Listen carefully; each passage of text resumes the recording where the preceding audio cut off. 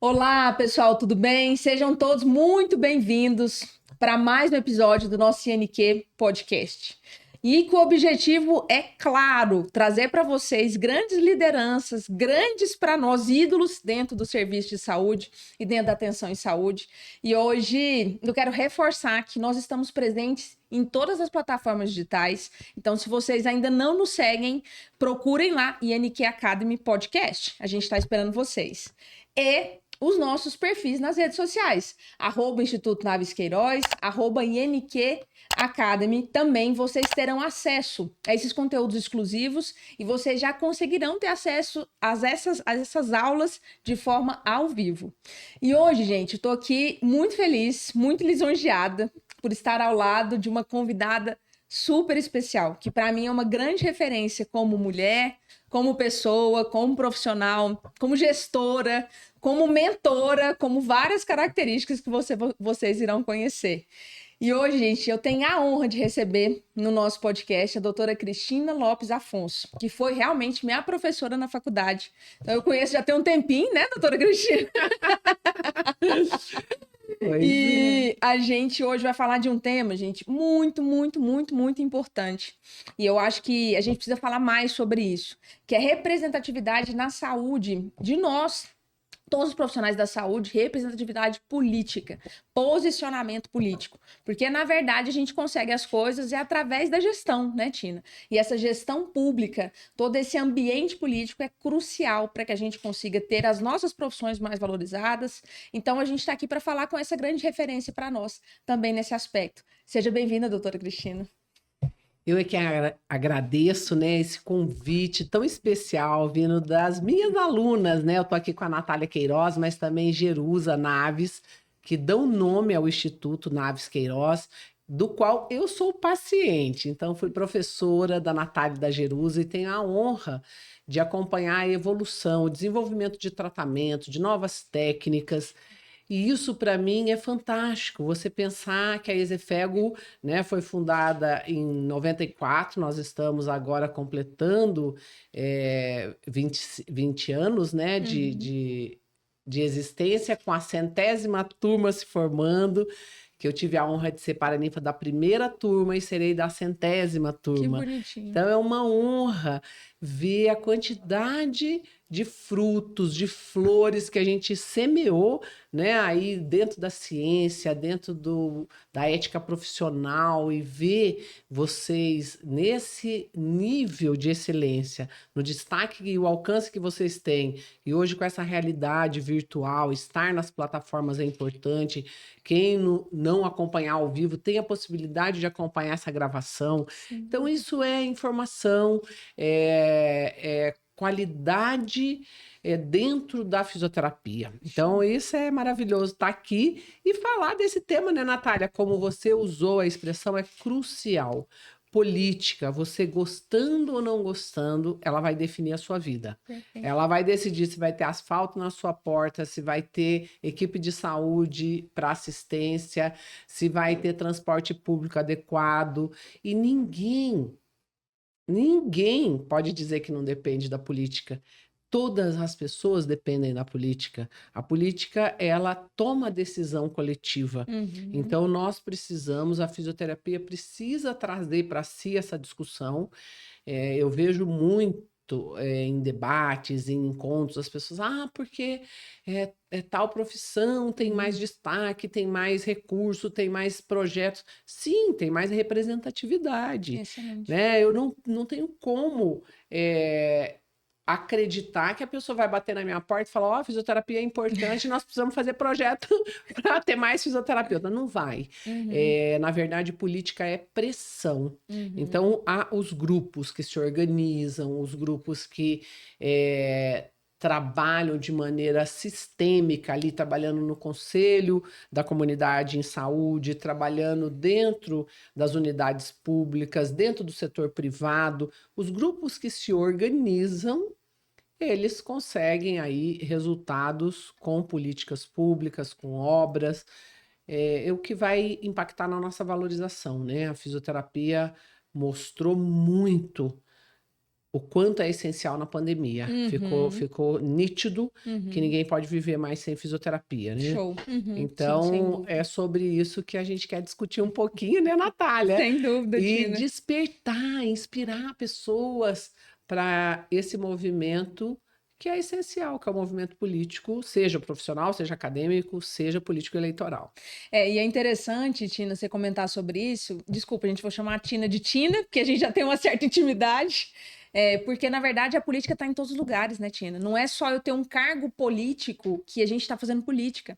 A gente, na verdade, está falando da política para a gente poder, nos relacionamentos que a gente tem, que seja entre as profissões e nós, como profissionais, a política dentro das universidades, né? Lá a gente já tem as pessoas se mobilizando para poder buscar alguns benefícios, né? Para sei lá, para formatura, como aconteceu na minha época, a gente tinha lá o CA, né? Que era o centro acadêmico, a gente mobilizava ali tentando angariar recursos, pedindo ajuda, né? Mostrando a nossa cara para as pessoas, para a gente poder ter auxílio, para poder ter um benefício. Naquela época era um benefício ali coletivo daquela minoria, né? Mas na verdade esse posicionamento e a gente ter pessoas que se posicionem dessa forma é crucial.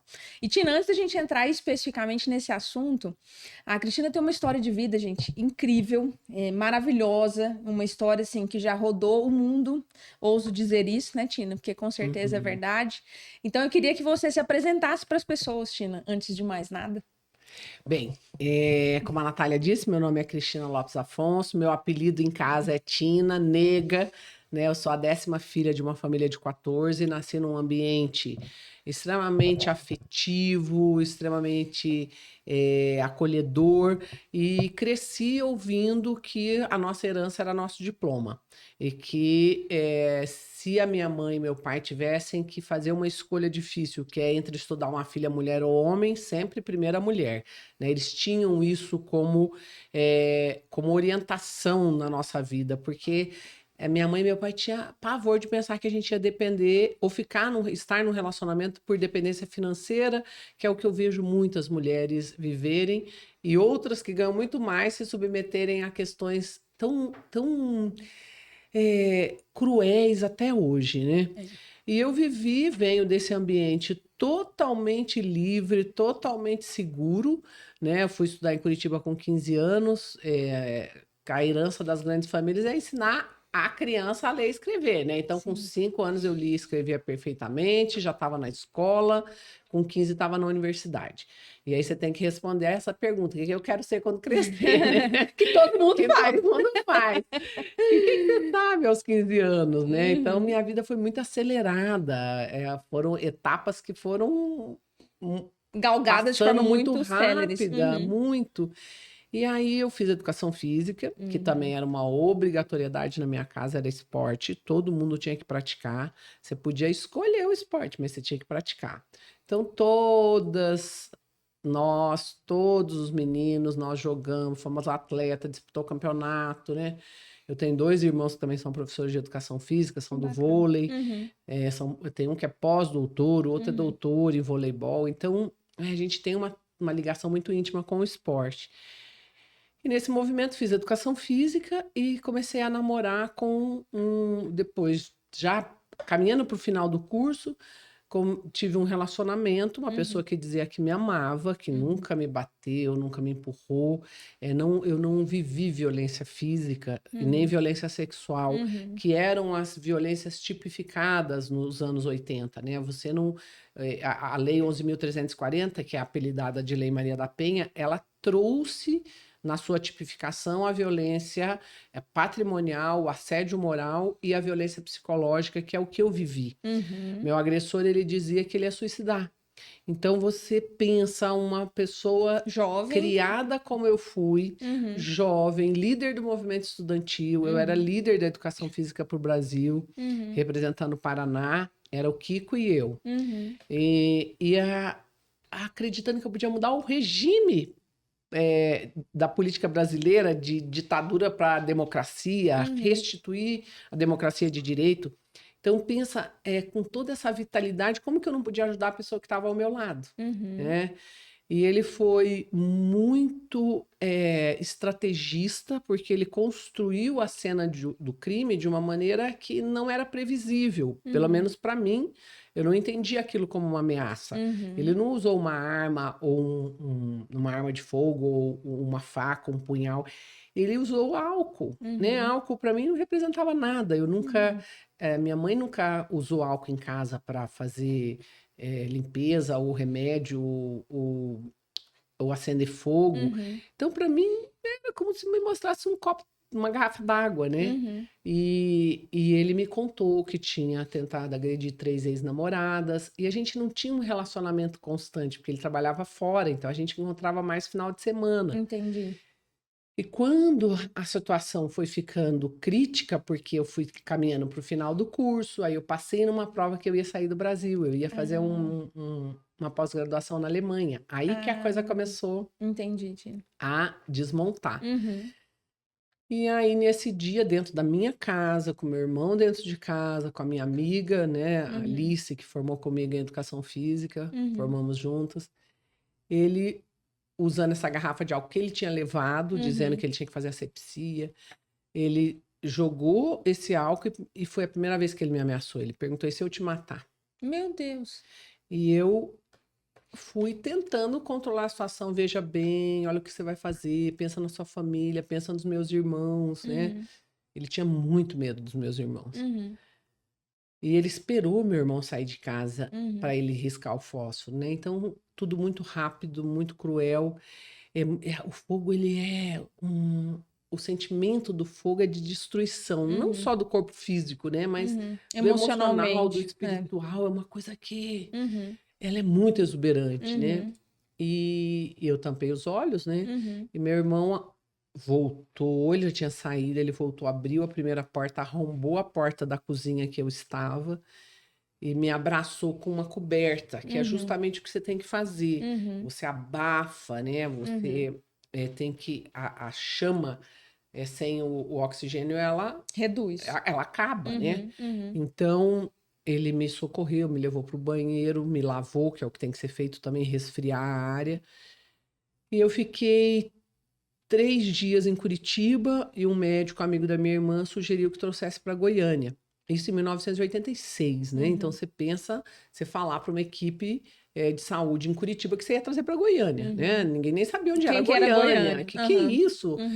Né? E acusaram muito a minha irmã. A gente entende seus irmãos porque eles são leigos, mas você é uma médica, você sabe que ela não vai chegar viva em Goiânia, porque a gente vinha de avião de carreira, né? Não tinha avião UTI aérea, nada disso. Mas eu cheguei no carnaval de 86, o prognóstico foi péssimo, né? O médico falou: eu sinto muito, vocês trouxeram uma maca e vão levar um caixão. Ela não tem a menor chance de sobreviver. E ainda assim, meus irmãos doaram pele do próprio corpo para tirar todo o tecido queimado, fazer uma cobertura imediata. E cada dia era um dia, né? Eu sobrevivi, fui para os Estados Unidos, fiz uma malha. E me comprometi, o Dr. Nelson Piccolo Pai, que é o fundador do hospital, ele me sugeriu: faça fisioterapia, é um curso novo, é um curso que tem muita afinidade com a educação física, e você pode trabalhar com reabilitação de queimados. Falei: eu vou fazer isso. Que show, E foi isso que eu fiz. Depois que eu voltei para o Brasil, eu fui ver meu pai, meu pai não pôde vir, ele tinha 86 anos já. Fui visitar meu pai em Cianorte e meu pai, você vê o tanto que minha família né? É do lado da paz, né? Do Pacífico. Ele falou: graças a Deus que eu sou seu pai, não pai dele, porque se eu fosse pai dele eu estava morto. De pensar que eu criei um filho para fazer isso. Nossa Senhora. Então, a preocupação na minha casa com a criação era muito forte, né? Eu criei pessoas para fazerem coisas boas. Para as outras pessoas. Para outras pessoas, para além de você, né? Sim, sim. E aí eu fiz vestibular em 87. Meus irmãos: não, faz um ano de cursinho. Eu falei: gente, eu vou tentar. Se eu não passar, não passei. Mas assim, meus irmãos super preocupados. Ela não vai passar, vai ficar frustrada. Porque na época eram pouquíssimas faculdades. No Paraná só tinha, ainda era a Universidade Católica, né?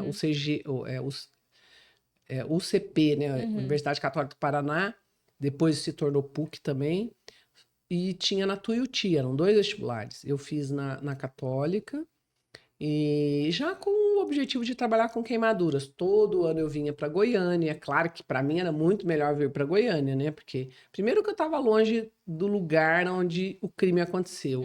Segundo, que eu chegava aqui em Goiânia, as pessoas tinham me conhecido num leito de morte.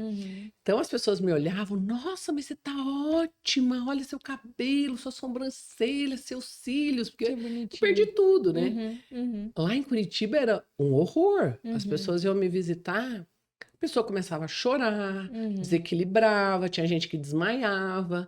Aí ficava eu e minha família ainda tendo que Dar assistência para o sentimento do outro entendimento. diante da situação. Porque as pessoas não tinham noção A do que era comoção, né, queimadura. Tina? Elas olhavam para mim, desesperavam. Que eu entendo, mas assim, as pessoas têm que se preparar porque é diferente, né? Sim. Porque foi uma mudança muito radical, né? E então eu vinha muito para Goiânia, e minha família é tão generosa que eu formei, eu vim morar aqui. Eu sou a única que moro aqui, né? Eu tenho 8 irmãos que moram em Curitiba.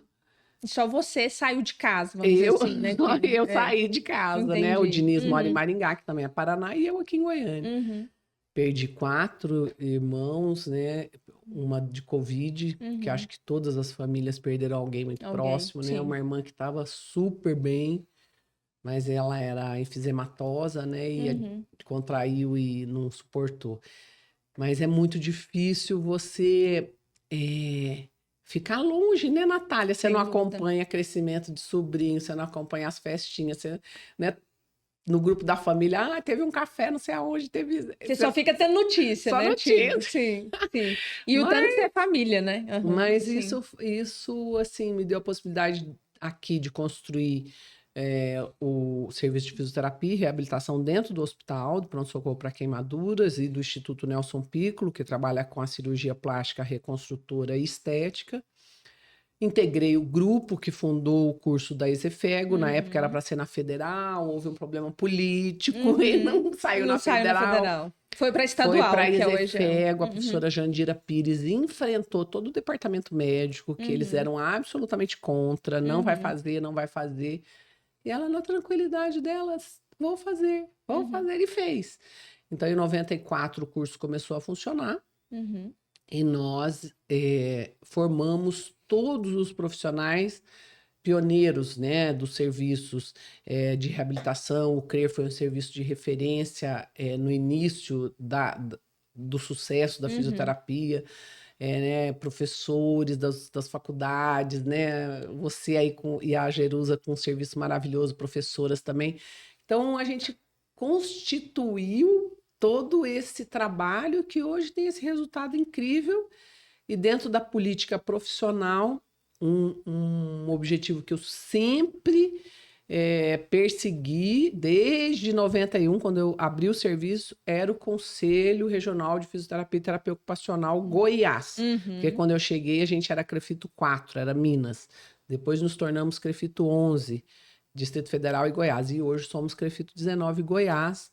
E isso...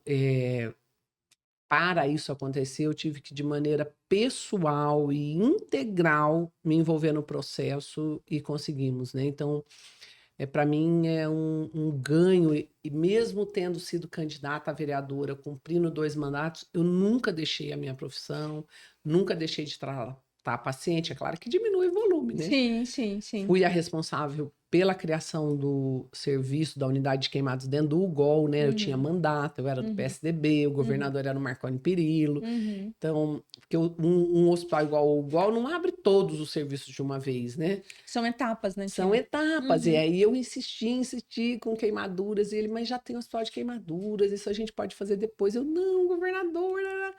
E a gente conseguiu, eu ajudei na parte física, dei muito palpite na construção física da unidade, depois na compra de equipamentos. Tenho muita gente da minha equipe lá na unidade, dentro do UGOL. Então, ex-alunos também, construções, né, ex-alunos, ex-alunas, São construções e que a gente olha para trás e fala, nossa, Valeu a pena. Vencemos, valeu a pena. E Tina, e assim, dentro dessa história, gente, eu fico até sem palavras, né? Porque realmente não só é uma história de inspiração, mas uma história de força, que eu acho que todo mundo que está assistindo aí tem essa percepção, que a doutora Cristina, ela fala as coisas com muita tranquilidade, com muito respeito, né, Tina? Com muita clareza, mas com muita tranquilidade. E muitas vezes a gente vê as pessoas passando por dificuldades e as pessoas, às vezes, elas descabelam, né, Tina? Elas viram ali e entram numa bagunça interna, que isso reflete na bagunça externa, e às vezes dificultam elas de progredir. É interessante a gente parar para pensar assim, todos nós temos nossas histórias, né, Tina? De traumas, de dores, e como que a gente vai superar isso é uma decisão, mas acima de tudo é uma ação. E eu acho que você, assim, tudo isso que você conta pra gente, e eu sempre que escuto essa história, pra mim é parece que a gente oxigena de novo. É a gente perceber que, assim, você se movimentou, né? Você não ficou parada, você não foi reflexo e se contentou em ser reflexo de uma situação que aconteceu. Você buscou por mudanças e você fez mudança. Só de você ter mudado de cidade já foi uma mudança incrível e uma mudança tremenda, mas também muito importante para a gente enquanto cidade, né, de Goiânia, enquanto município, porque a gente tem hoje uma referência realmente, acho que mundial, né, no serviço de queimaduras. É um lugar que é reconhecido em longos lugares, né, ali pelo mundo afora. E uma pergunta, assim, Tina, dentro de tudo isso que você trouxe, quando que veio, assim, esse desejo, a gente pensar nessa transição profissional, vamos dizer assim, né, de sair ali de uma profissão, da educação física, da fisioterapia, da própria docência, porque você foi professora, ainda é professora durante muitos anos. Então, mas quando que veio esse despertar para essa transição política? Nossa, não, eu quero realmente construir também uma carreira política. Como que isso aconteceu, Tina? O movimento ele aconteceu a partir da não existência de políticas de proteção às meninas e mulheres, da exposição que as meninas e mulheres têm no nosso país. E eu sou uma vítima, eu sou uma sobrevivente, porque eu sou mulher. Isso jamais teria me acontecido se eu fosse um homem. Se eu tivesse nascido homem, eu não teria vivenciado, atravessado o fogo.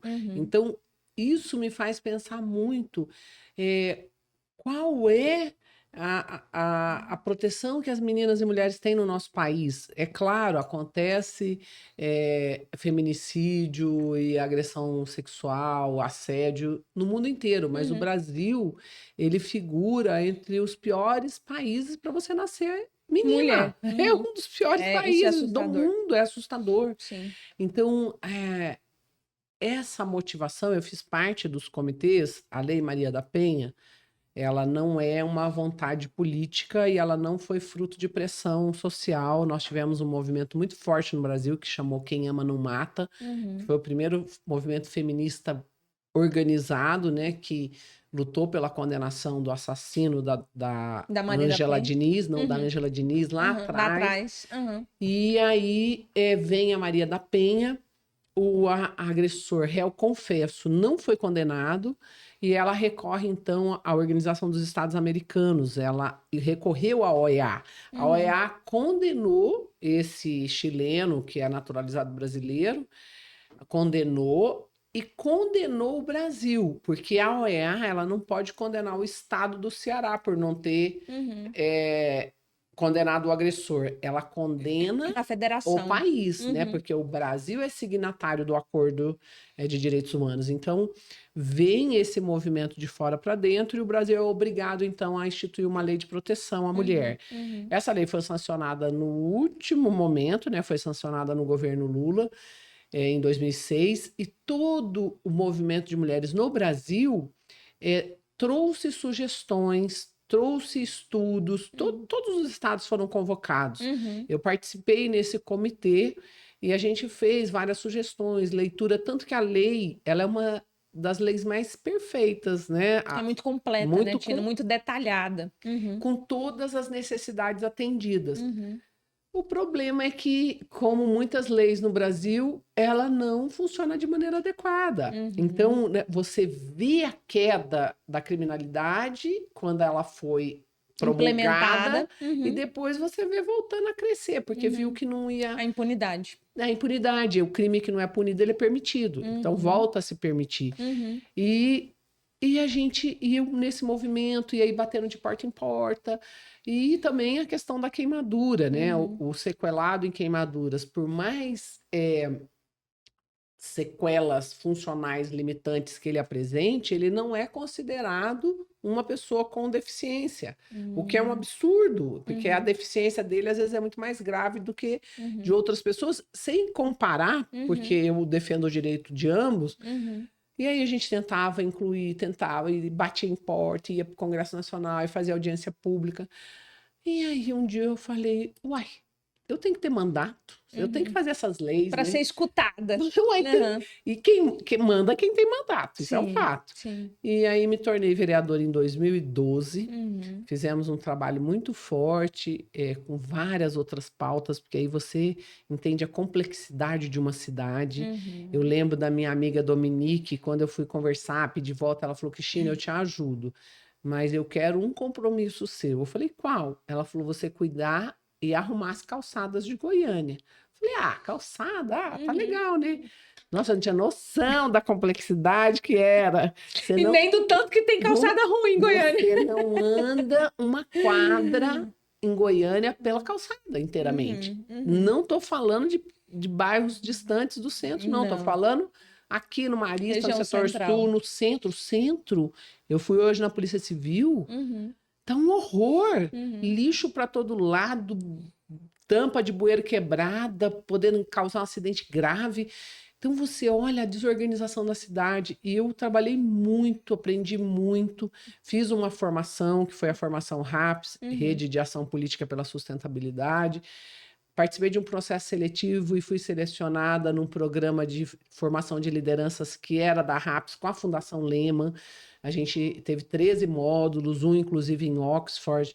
Fiz essa formação, porque se eu estou ali, eu tenho que aprender, eu tenho que entender melhor o que é, né? Porque você vai fazer as leis, você vai fiscalizar, vai promover debates e discussões com a sociedade, que são as audiências públicas, mas você precisa de instrumentos para isso, né? De conhecimento para isso, né, Tina? E aí você tem que estudar. Sim. E eu me preparei, mas eu defendo o princípio de 2 mandatos, né? Tanto eu ando na rua hoje, as pessoas, mas por que você não é candidata? Qual que é o seu número? Você é candidata, eu vou votar. Mas eu defendo 2 mandatos, eu vejo, e aí é uma questão de princípio. Eu sei que muitas pessoas podem contribuir mais, podem melhorar o processo, né, da Câmara ou da sua cidade, de Goiânia.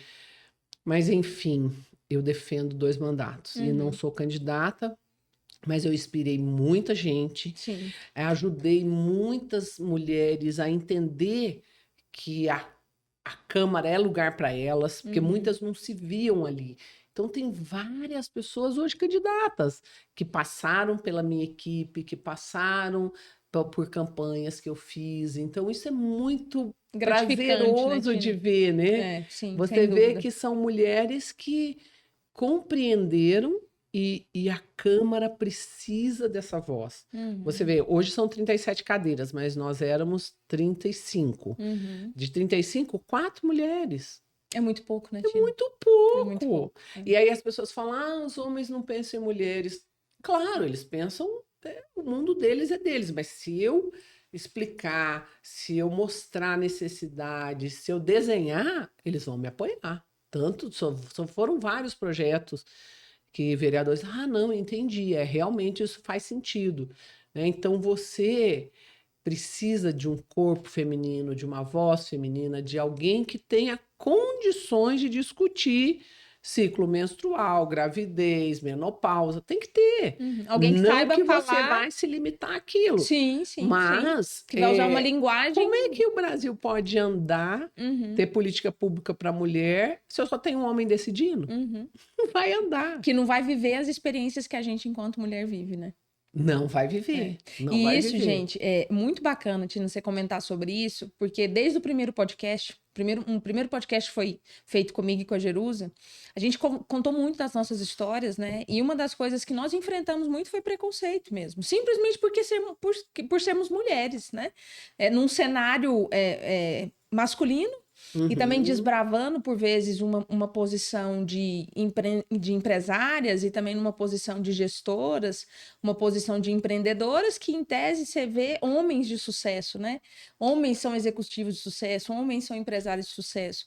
E a gente também trabalhando dentro dessa área na fisioterapia, que é a área que a gente trabalha mais forte, que é a traumatortopedia esportiva, a gente também vê uma representatividade muito masculina. E aí, olha o que é mais interessante, assim. Então, quer dizer, também no cenário político, a gente vê às vezes, mas a gente às vezes não tem essa noção, né, do ambiente ali. Essa vivência no espaço que cada um de nós estamos, aqui especificamente nós estamos na cidade de Goiânia, mas é você trazendo essa informação. Opa, peraí, de 35 pessoas, eu tô falando que tem 4 mulheres que estão ali falando por mulheres. Porque, ok, homens podem falar por mulheres, mas como você mesmo disse, eles não vão trazer o que a gente às vezes precisa, nem eu acho que a linguagem que a gente precisa para a gente poder realmente conseguir ter o que a gente deseja, né? Que é o mínimo de equidade. Eu vou dar um exemplo, porque exemplos eles fazem a pessoa visualizar, compreender. Você vê, o recém-eleita, eu estava na sessão, né? Sessão plenária, e aí tinha um projeto de lei do então vereador Paulo Borges, que ele obrigava a instalação de cabides para a Bolsa de Mulheres em banheiros femininos. Menina, foi uma chacota. Pegavam o projeto, olha que absurdo, faltando vaga no CIMEI, o cara preocupado com gancho em banheiro de mulher. Isso aqui é um desrespeito, faltando vaga em UTI, e o vereador preocupado com gancho em banheiro de mulher. Eu, mas o que esse povo tá falando, né? Aí eu sei que eu vou discutir, você tem 10 minutos, né? Aí eu peguei o projeto e falei, ó, o negócio é o seguinte, eu sou professora e hoje nós vamos fazer aqui um exercício. Vamos fazer de conta que todo mundo aqui nessa plenária é mulher. E aí você você tem uma criança e você vai a um shopping. E aí você tem a criança, a bolsa da criança, a sua bolsa. Você comprou lá qualquer coisa no shopping. Aí você tem a criança, a bolsa da criança, sua bolsa e uma sacola. Você resolve no banheiro. A mulher no Brasil, e eu aprendi isso quando eu saí de casa, mulher não senta em tampa de vaso. Meus irmãos faziam xixi sentado para não molhar a tampa. Então, para mim, a coisa mais normal do mundo era sentar. Aí eu ia sentar, minhas amigas, você vai sentar? Vai pegar doença venérea, sua mãe não te avisou, não? Não, minha mãe não me avisou, não. E aí teve uma que falou assim, você vai engravidar. Falei, ó, mas aí também é demais, né, não? Eu sou novinha, mas não sou boba, não. Enfim, a mulher não senta. Aí, ela então, vamos dizer que tá de calça comprida. Você desceu, você fecha no joelho, porque não pode encostar no chão, que tá tudo molhado. Sim, sim. Aí você fica lá numa posição de semiflexão. E aí você abaixa e a bolsa roda e acerta na cabeça do menino e sacola, o menino começa a gritar. Olha que coisa mágica! Você põe um gancho, você resolveu 80% do problema. 10% é acertar o vaso e 10% é olhar o menino. Reduziu o meu problema, né? Sim. E o que é que o dinheiro do dono do shopping tem a ver com vaga de CMEI? O que é que o dinheiro do dono da academia ou do Instituto Naves Queiroz tem a ver com vaga de UTI? Um dinheiro é um dinheiro, o dinheiro é do dinheiro. Esse dinheiro do privado, ele não vai financiar a vaga, ele já paga o imposto. Sim. E você vai resolver muito o problema da mulher. Olha que coisa mágica. Olha, foi aprovado por unanimidade. Aí um vereador, ele pegou e falou, eu quero declarar minha mudança de voto. Eu vou votar, porque a doutora Cristina explicou, e explicou muito bem. Consegui entender o sofrimento de uma mulher no banheiro e vou lutar por mais ganchos em banheiro. Ou seja, você ganhou ali um aliado para sua luta. Ele nunca mais vai esquecer. Ele vai lutar, eu sei que vai. Porque ele compreendeu uma necessidade que é exclusivamente feminina, né? Para eles é muito mais fácil, eles não têm que abaixar a calça, eles têm que ficar em semiflexão. Eles normalmente não estão segurando uma criança, não estão segurando uma bolsa. Então, né? É tudo muito diferente. Mas a partir do momento que seus colegas te compreendem, eles passam a somar. Não é em tudo que eles vão somar com você, mas naquilo que eles passam a acreditar como necessidade, eles vão defender. Então, você precisa desse corpo, dessa vivência feminina nos espaços de decisão, seja no executivo, seja no legislativo. Você precisa ter mulher, você precisa ter diversidade. Como que eu vou falar do mundo das pessoas pretas se eu não vivo essa dor? Né? Eu, como vereadora, como secretária em Direitos Humanos, 2 anos, eu trabalhei muito com a igualdade racial, com população cigana, com população indígena, com população preta. Esse ano passado, a gente fez uma campanha Meu Crespo é de Rei e Rainha, trabalhando com a criança negra. Foi feito um trabalho fenomenal, né, de pesquisa histórica. A Francis Telles, que é uma jornalista, ela fez toda essa curadoria. Então, as crianças foram fotografadas com os adereços daquela etnia, com o cabelo, com as cores, para você trazer valorização, e a valorização ela vem do conhecimento. Eu tenho segurança quando eu conheço a minha história, a minha raiz, quando eu sei de onde eu vim, né? Você tem a base. Você fica livre, sim. né? Aí sim você tem potencialização. Por quê? Porque eu cansei de ouvir histórias de mulheres dizendo que tinha que passar ferro no cabelo à noite, por causa do cabelo, porque todo mundo se incomodava. Não era ela que incomodava, era Mas as pessoas estavam incomodadas por ela. Então, eu preciso trabalhar lá na base, mas eu sou uma agente pública que entendo, compreendo, mas eu não tenho essa autoridade, né, de falar desse mundo. Então, precisa ter uma mulher preta na Câmara, precisa ter indígenas, precisa ter população LGBT. Essas pessoas, elas podem mudar a vida de muitas outras pessoas. E a cidade, ela não pode ser pensada para um grupo ou para um gênero. Né? Se você olhar para o mapa da composição política brasileira, são homens brancos. Eles vão legislar para mulher preta, mulher grávida, vão legislar para a população LGBT, para indígena, para indígena. Não vão. E aí não é uma questão de falar assim, o cara é ruim, o cara não é honesto. Não é isso. Uma questão natural. Se eu sou fisioterapeuta, eu vou defender o meu. Lógico, isso é natural. Por isso que a diversidade de representação é importante. Aliás, é fundamental, né? Tina, e nesse ponto que você tocou, assim, a gente fala, você é uma formadora, né, de profissionais, inclusive nos formou enquanto professora, enquanto docente. Dentro desse aspecto, assim, eu acho que falta muito um conhecimento de base nas escolas, até pela questão do conhecimento sobre política, né? Conhecimento sobre gestão política, sobre a importância dessa representatividade e, assim, dessa linguagem ser um pouco mais leve, que eu acho que as pessoas, às vezes, quando a gente fala de política, as pessoas parecem que trazem um peso, como se fosse algo meio que tabu, você não pode falar de política, de futebol, religião. E, assim, eu acho que, na verdade, a gente precisa falar, eu acho que isso deveria ser incorporado mais nos ambientes de educação, desde uma educação infantil, mas principalmente nas universidades. Então, eu, enquanto vereadora, eu instituí um programa, foi lei de minha autoria, que chama Parlamento Jovem, que é destinado a crianças do primeiro ciclo. Inclusive, recebi essa semana de um dos técnicos da TRE, que é da escola da escola do Eleitor do Futuro. Ele falou, nossa, como você me inspirou e como eu amo fazer isso. O que a gente fez? A gente instituiu um programa de palestras nas escolas e projetando uma eleição. Então, formam-se os grupos dentro da escola, vai à urna eletrônica, a criança digita lá a candidata, o candidato dela. Como a gente definiu a regra, então é 50% meninas, 50% meninos. Aí são regras estabelecidas, a composição é equilibrada. Crianças da periferia, crianças da... Porque nós precisamos ter todas, né? Sim, todo mundo. Com uma condição melhor financeira. E essas crianças, elas assumem o mandato, elas são diplomadas, elas recebem a certificação dentro do TRE. Que bacana. Tudo igual na vida real. E essas crianças, então, fazem esse treinamento constitui a mesa diretora, a CCJ, a comissão mista, a comissão de educação, as principais, né? A comissão de saúde, apresentam e defendem seus projetos, e alguns se tornaram lei.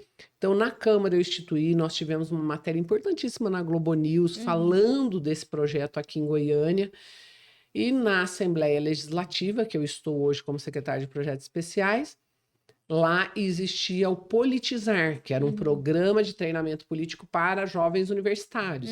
E aí a gente levou, então, o Parlamento Jovem. Lá é Parlamento Jovem hoje também. Nós tivemos a 2ª edição, tem uns 2 meses.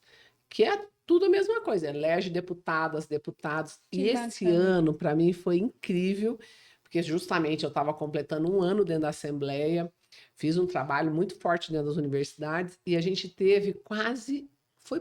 Faltou acho que 15 ou 20, quase o dobro de inscrição de mulheres do que de homens. Que bacana, que E aí, joia. assim, as pessoas, nossa, foi só você vir aqui, a mulherada se inspirou. Se Porque aí mobilizou. eu, né, na PUC, eu fui, conversei com a reitora, a gente colocou dentro da comunicado interno, a gente foi na Estácio, foi na Camburi, foi em várias, foi na Federal. E isso, se você ouve o depoimento, muitos jovens falam, nossa, eu tinha uma ideia totalmente distorcida. Nossa, eu não sabia como funcionava a Assembleia. Então você Não sabia o pensa, que faz a não Assembleia, sabe não sei o que faz a Câmara Municipal. mas assim, eu critico. Eu não sei o que vocês fazem, não, mas eu critico. Então, quando você vivencia, você fala, gente, isso aqui pode resolver o problema da cidade, do estado, né? Então, nós precisamos inspirar, e é o que você coloca é fundamental. Eu preciso de uma educação política sistematizada. E ela só vai ter efeito verdadeiro quando ela tiver uma ligação com a academia, com a escola, com a instrução. Mas isso interessa para poucos políticos. Muitos não querem que as pessoas entendam, não querem que elas conheçam, né? Porque fica agarrado lá naquela política de tomar lá da cá, naquela coisa assistencialista, Não né? de conscientização, né, Tina? E que poderia ser uma política maravilhosa, e esse a gente poderia continuar ali, né? Mas a mudança é muito difícil, né, Natália? O processo de mudança é muito difícil. E na verdade, Tina, assim, quando você traz essas informações, e até muitas dessas eu não sabia, então assim, fico muito feliz, assim, por ver que isso já está sendo trabalhado, né? E eu acho que precisa ser mais ainda e ser mais divulgado para todo mundo, que aí olha que interessante. Então, ou seja, hoje eu já tenho uma movimentação dentro das instituições de ensino, tanto que seja no ensino infantil, mas também nas universidades, mas muitas vezes a gente como profissional, a gente não tem ideia nenhuma disso. Não. Né? Não vamos longe, não, porque assim, a gente como profissional, que seja fisioterapeuta, médico, educador físico, nutricionista, muitos nem sabem, Tina, assim, qual que é a composição do Congresso Nacional. Muitos não sabem o que a Assembleia faz, o que um deputado estadual faz, o que um deputado federal faz, o que um vereador faz, né? O que é a função do prefeito, né? E assim, só que isso a gente só vai conseguir trazer visão diferente se a gente tiver conhecimento. Mas a gente precisa estar disposto a correr atrás para poder aprender. A realmente, assim, ser despertado. Eu acho que esse é o objetivo. Natália, nosso. e eu vou te falar, eu respeito todas as pessoas que se dispõem a participar do processo político. Eu não estou aqui discutindo perfil, posição, não estou discutindo partido, não estou discutindo nada disso. Estou discutindo e colocando a minha opinião sobre quem se dispõe, porque você coloca em risco sua vida profissional, sua vida social, sua vida íntima, afetiva, sua família, né? O exercício político é um exercício de alto risco, você pode perder tudo, uma carreira sólida, né? E eu tinha uma vida, né? Eu só ganhava presente, elogio, viajava muito. Depois que eu entrei na política, eu não comprei mais nada, eu só consegui trocar de carro. Tudo que eu tenho, a casa, né, os bens, meu patrimônio, é antes da política. E eu me lembro um dia eu andando à noite, como vereador, eu andando com meu cachorro, né, que é condomínio. Aí um senhor falou assim, eu vou continuar votando em você, gostei do seu... Vou continuar votando em você. Eu falei, o senhor gostou do meu trabalho? Tá gostando do meu trabalho? Falou, não acompanho muito, não. Mas o que eu tô gostando é que você continua a mesma pessoa, mora na mesma casa. No mesmo lugar, com o mesmo cachorro. e continua pegando o cocô do seu cachorro. Então, até a ideia das pessoas, tipo assim, não, essa pessoa tem um mandato. Ela vai mudar tudo. E ela está. As pessoas põem o político num lugar diferente. Não, eu sou igual a você. Por que eu não vou pegar o cocô do meu cachorro? Que diferença. Então, eu respeito todas as pessoas, porque você põe em risco muita coisa. E você passa a ser vitrine. E nessa concepção de colocar todo mundo na mesma régua, né, na mesma medida, ninguém presta, todo mundo é corrupto, né? Mas as pessoas reconhecem, tanto que eu sempre fui muito bem votada, aonde eu ando, até pessoas ligadas a campanhas, ligadas a mandato, mas você tinha que ser candidato, a Câmara precisa de você, lá na Câmara, tantos funcionárias que acompanham esse processo há anos, você tem que voltar, tanta saudade de você. Então, você vê que você tá fazendo a diferença, também é né, reconhecida quando você tem verdade no que você faz, no que você fala, como faz, né? Mas não é simples, não. A vida pública, política, ela é de alto risco. E outra coisa, Tina, assim, eu acho que a gente se colocar numa posição de liderança, só que, na verdade, hoje o mercado, ele tá carente de pessoas que sejam líderes, né? Que sejam formadores de opinião, que busquem ali uma comunicação diferente, mas ao mesmo tempo que isso é positivo, ao mesmo tempo você recebe pedrada também, não tem jeito. Você vai ter gente que vai bater nas suas costas e por trás, na verdade, vai falar mal, vai questionar, vai julgar, e às vezes sem nem até te dar a oportunidade de fazer uma pergunta e te dar uma resposta, né? As pessoas fazem já um pré-julgamento sem nem saber se aquilo é real, se aquilo não é real. Dentro desse aspecto, Tina, assim, eu queria saber quais conselhos que você daria para estudantes e para recém-formados e para profissionais também, que desejam tanto, assim, fazer a diferença no campo da saúde, nessas áreas que vão muito além, né, do que a gente está acostumado no ambiente da saúde. Até porque a gente está acostumado a falar de profissionais que estão na saúde privada. E isso é nossa realidade hoje enquanto empresa, né? A gente tem muitos profissionais ali que são nossos colaboradores, que estão ali trabalhando no dia a dia com a gente, e a gente também conversa com outros empresários, então, assim, a gente tem muito esse conhecimento de uma visão privada, mas essas pessoas, porque a gente tem muitas pessoas que são concursadas, muitas pessoas estão ali na gestão pública, e muitas pessoas, por vezes, não assumem esses papéis ali de destaque, até por receio de alguma questão, mas assim, o que você daria de conselho para esses estudantes que gostariam, né, de ter um posicionamento diferente em termos de gestão pública? Bem, é se especializar, né? Você tem que mergulhar a fundo naquele assunto e escolha uma área de atuação, escolha onde você vai ser referência. Você precisa ser referência para quando as pessoas pensarem, vou falar sobre violência contra a mulher, vou ligar para a doutora Cristina, vou entrevistar a doutora Cristina. Então vou falar sobre queimaduras. Você precisa ter uma área para chamar de sua. Eu sou fisioterapeuta, mas essa aqui é a minha área de atuação, essa aqui é a minha área de expertise, de conhecimento aprofundado, né? Eu tenho que saber um pouco de tudo, mas eu tenho que me aprofundar em alguma coisa. E se você vai para o campo público, faça uma pós-graduação em políticas públicas. Hoje nós temos a Alego, a Assembleia Legislativa do Estado de Goiás, por exemplo, está oferecendo uma pós gratuita de altíssima qualidade, né? Você tem hoje alguns módulos em ensino à distância, que nesse caso eu defendo, jamais na formação de fisioterapia, mas no caso de gestão você pode fazer. Hoje tem possibilidades de se preparar, você precisa se preparar. E o que eu mais vivenciei em política, em termos de capital humano, é essa deficiência no conhecimento. As pessoas não conhecem a fundo, não sabem exatamente como é que funciona. Então, você precisa de uma assessoria política, você precisa. Sim. Pessoas que são referência, pessoas que vão participar ativamente das suas campanhas, do seu mandato, mas você precisa de pessoas técnicas, de pessoas que compreendam aquilo ali, né, de que desenvolvam políticas públicas na área da saúde, na área da assistência, né?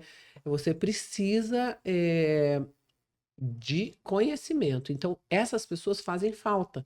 Tanto que quando elas chegam no ambiente político, Elas são muito logo valorizadas. são valorizadas, são mantidas na equipe. Eu tenho pessoas dentro da estrutura do Estado que eu indiquei no meu primeiro mandato, né? Que Eu fui bacana. eleita em 2012, 2013. Tem gente que está até hoje no Estado. Por quê? bacana. São pessoas que se aprofundaram, que estudaram, que se tornaram importantes naquele espaço, né? Você Referência. precisa dessas pessoas. E a gestão pública, assim, se não houver uma seriedade aí no Congresso Nacional para estabelecer mudanças, nós estamos correndo sérios riscos, porque o apagão da caneta é uma coisa real. A pessoa tem medo de assinar aquilo ali, de responder por anos, porque os órgãos de controle hoje são muito maiores, mais eficazes, e tem que ter eficácia. Mas não pode ter ameaça, não pode ter jogo político, né? E isso a gente tem vivenciado. Ser ordenadora de despesa, se assinar a despesa, é muito pesado, sério, é muito sério. É seu sério. CPF que está ali, uma construção de vida do seu nome, da sua carreira. E de repente, né, você pode viver aí uma exposição, saindo tudo que é capa de jornal, hoje nas mídias sociais, a polícia batendo sua casa. Então, é uma loucura. É realmente uma loucura. E algumas vezes essas pessoas são absolutamente inocentes. Só que aí a retratação é uma linhazinha lá. E na hora de fazer tem o espetáculo, a notícia, espetacularização, né? Então é muito complexo. Eu vejo que muitas pessoas se afastam desse ambiente porque o risco é muito real e elas ganham muito mais no setor privado, né? Eu tenho uma amiga, a Solange, que ela ama política, o sonho dela, mas como empresária ela ganha em torno de 200 mil ao mês. O que ela vai fazer na política? O que ela vai fazer com o mandato? Aí talvez para um futuro, num momento em que reduzir, né? Porque a experiência dela é incrível. Ela fez a Escola Superior de Guerra, porque ela queria entender do funcionamento, da segurança pública. Então, são pessoas que têm uma proximidade, como o Guilherme Leal, da RAPS, ele fala, eu fui candidato a vice-presidente, nunca mais o serei. O que eu vi na política brasileira eu não gostei, mas eu vou trabalhar pela mudança. Então, ele passa o quê? A preparar pessoas para o exercício político. A RAPS durou 10 anos, né? Ele finalizou os trabalhos, porque como um empresário também, ele vê que tem que ter começo, meio e fim. Ele projetou né, uma formação para preparar pessoas. Hoje nós temos tenho vários colegas que estão no Congresso Nacional, estão à frente de prefeituras, né? Então é um exercício importante, mas o empresariado, as pessoas que têm uma interferência social, elas normalmente não pensam na política, elas não pensam nas necessidades. Eu fiz o trabalho da dignidade menstrual, né? Move um novo ciclo, e eu fui pedir apoio para um amigo meu que é dono de empresa de reciclagem, e eu fui contando as histórias, ele começou a chorar. Ele falou: Cristina, eu tenho 3 filhas meninas, eu tenho uma mulher, ou seja, são 4 mulheres que menstruam todo mês na minha casa. Eu nunca imaginei que uma menina não tem um absorvente. Então, são realidades que passam muito distante de algumas pessoas, né? Mas você precisa acessar essas pessoas, trazer essas pessoas para a discussão, né? Como em vários países aí, quando eu estive em Oxford, várias instituições de ensino são financiadas por milionários do mundo inteiro, que eles querem o trabalho de formação, eles não estão ali ganhando dinheiro, não é privado. Ele construiu, ele deu nome àquilo, né? Mas não é ele que opera, porque você pensa, ele fez porque ele vai ganhar dinheiro. Não. Mas essas pessoas vão ganhar status, vão gravar o nome delas na história, e isso para elas é importante. Vão deixar um legado. E isso até, Tina, eu tenho tem um documentário que eu assisti, e inclusive, assim, depois eu quero pegar o nome para compartilhar com vocês, de um cara que é milionário, né? O dono da Microsoft, né? Então, assim, ele trouxe nesse documentário, ele levantou um projeto a nível mundial de alguém que fizesse vaso que conseguisse fazer a purificação da água. Olha Porque aí. ele queria que muitas pessoas ainda, por exemplo, na África, ainda morrem por falta de saneamento básico, né? Não vamos No longe, não, no Brasil. Brasil, Aqui Mas, em enfim, Goiânia é. tem 23 bairros que não tem saneamento Pois básico. é, e a gente, às vezes, a gente 23. não sabe disso, né? A gente acha É. também que é só no Nordeste, não acha que é aqui na nossa cidade, né? Não. E assim, e aí ele simplesmente lançou esse projeto a nível mundial. Porque ele queria, e era uma forma de colocar vaso na África, mas também queria que, assim, tivesse o mínimo de saneamento básico. E ele conseguiu um cara, eu não lembro agora o nome do país, que era de origem da pessoa, mas eu sei que foi um cara, assim, de um país pequeno, que conseguiu realmente construir um vaso que ele mesmo fizesse o processo de purificação da água, que você podia até beber a água depois, que a água era 100% Olha pura. aí. Quer dizer, o que que você reduz com isso? Assim, o impacto é muito grande para tudo, para a sociedade em si, para o meio ambiente, para aquelas crianças que estão ali criadas naquele ambiente. E aí a gente fica pensando, ou seja, você está falando desses grandes empresários. Muitos também, às vezes, talvez não foram despertados que eles poderiam utilizar daquele recurso para fazer um projeto social, que hoje cada vez mais a gente fala no mercado dessa importância da sustentabilidade, né, Tino? E assim, Fundamental. e a gente, enquanto empresa, né, a gente hoje até ganha alguns subsídios do governo, a Uhum. partir do momento que você tem um lado social ali na sua empresa. Então, quer dizer, tem muita coisa que é isso que você comentou, Tina, e que fica cada vez mais claro. E que é um objetivo nosso, do nosso podcast, é a gente disseminar informação e, acima de tudo, despertar as pessoas de que tudo nós precisamos de ter pessoas com conhecimento. Ou seja, a gente está falando o tempo todo é o quê? Educação. Então, assim, as pessoas precisam estudar, as pessoas precisam ir atrás, as pessoas precisam ter conhecimento, ter entendimento, porque aí fica muito fácil de eu, assim, passar uma informação ou até de eu emanar uma opinião, mas tendo embasamento, sabendo Uhum. realmente o que, que eu estou fazendo. E isso vem e precisaria vir, né, desde muito cedo. Não, a gente não precisaria deixar as coisas tomarem proporções, por vezes, que não fosse É, nós necessário. estamos hoje no Brasil liderado pelos tribunais de conta do Estado, os TCEs, né? Uhum, A pauta da primeira infância, é o uhum, Comitê pela Primeira Infância. uhum, Atualmente, a direção nacional está em Goiás, com o conselheiro Edson Ferrari, e o uhum, que eles defendem é que os primeiros 1000 dias de vida, de existência humana, eles são decisivos uhum, no impacto de toda a sua vida. uhum, Então, as sinapses, o aprendizado, o que você vai levar emocionalmente, intelectualmente, e que é infinita a capacidade que você tem nessa fase de aprender. uhum, Então, isso é fundamental. E você vê, a gente mora num país onde as pessoas não têm água tratada, onde não tem saneamento básico. E aí o lado muito nefasto, muito cruel da política. Muitos não querem resolver esses problemas, uhum, porque eles dependem dessa problemática para se elegerem. uhum. Eles usam isso como uma pauta, né? Imagina se eu concedo uma casa de saúde aqui em Goiânia e trago pessoas, eu viro herói, eu vou ser eleito sempre. Uhum, Uma coisa que está acontecendo que é absurda é levar o médico obstetra para a cidade, uhum, faz cesariana em todas as mulheres daquela cidade, naquele uhum, dia, uma atrás da outra, ou seja, as uhum, crianças têm que nascer tudo no mesmo dia, uma cirurgia que é uma exceção, que é a cesariana, ela passa a ser regra, uhum, parto normal, que o uhum, nome já diz normal, já não uhum, existe mais, uhum, e aquele gestor público passa a ser endeusado. Não, uhum, trouxe o médico para cá. uhum. Ou seja, ele está se perpetuando no poder de uma maneira totalmente Equivocado. equivocada, Uhum, assistencialista. Ele tem que oferecer um bom plano de acompanhamento dessa gestação, uhum, uhum, um treinamento para que essa jovem possa dar à luz, essa mulher possa dar à luz de maneira digna, respeitosa. Ele precisa de equipe, fisioterapeuta, uhum. ele precisa, essa mulher Enfermeiro. precisa de Uhum, enfermeiro, precisa uhum, desse apoio. Não uhum, chega lá ao uhum. final de Marcar nove a hora. meses, Aham. marca a hora e opera todo É. mundo. E a É criança, maluquice. assim, eu que estou grávida, né, Tina? É, Eu falo, isso é cada vez mais, assim, importante a gente, quando a gente estuda, né? A gente entender que o direito da criança é escolher também a hora que ela vai nascer, né? Mesmo que exato. você vá para uma cesariana, mas que você espere todo o processo de parto, que significa que Uhum. aquela criança está pronta, né? Que esse nosso corpo também, ele tá ali pronto para poder. passar por aquele processo.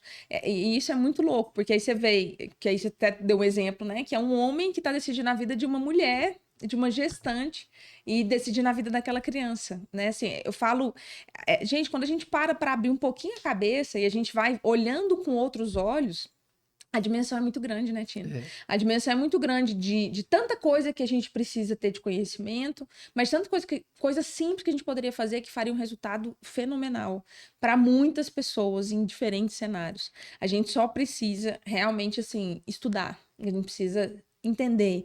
A gente precisa se posicionar. A gente precisa se nutrir de pessoas como você, né, doutora Cristina? E você só vai se posicionar se Pra você gente, souber daquilo. sim, pra gente poder nutrir ali de conhecimento. Tina, estamos caminhando para o fim. Eu queria, assim, saber de você, que mensagem você deixaria para os profissionais da saúde, né?